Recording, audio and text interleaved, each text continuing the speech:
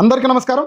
Gmail దీని గురించి నేను మీకు ప్రత్యేకంగా చెప్పనవసరం లేదు. అయితే మనలో చాలామంది జీమెయిల్కి ఇప్పటి వరకు ప్రొఫైల్ పిక్చర్ పెట్టుకున్న వాళ్ళు కూడా చాలామంది ఉన్నారు. నేను చూసిన నా ఫ్రెండ్ సర్కిల్లో చాలా వరకు ఇలానే ఉన్నారు.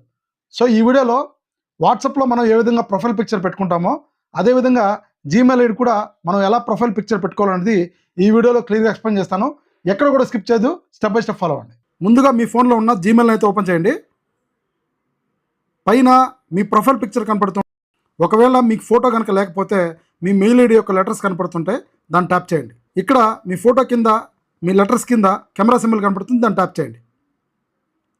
ఇక్కడ అప్లోడ్ ఫ్రమ్ ద డివైస్ ఉంటుంది, దాన్ని ట్యాప్. సో ఇక్కడ మీ ఫోటోస్ అనేవి డిస్ప్లే అవడం జరుగుతుంది. ఒక ఫోటోని సెలెక్ట్ చేసుకొని డన్ బటన్ మీద ట్యాప్ చేస్తే ఫోటో అనేది అప్లోడ్ అవ్వడం జరుగుతుంది.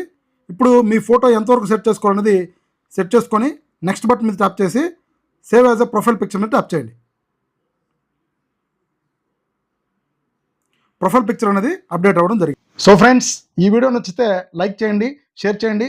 ఇలాంటి టెక్నికల్ వీడియోస్ కోసం మన ఛానల్ని తప్పకుండా సబ్స్క్రైబ్ చేయండి. మళ్ళీ మరో ఇంట్రెస్టింగ్ వీడియోతో కలుద్దాం. Thank you.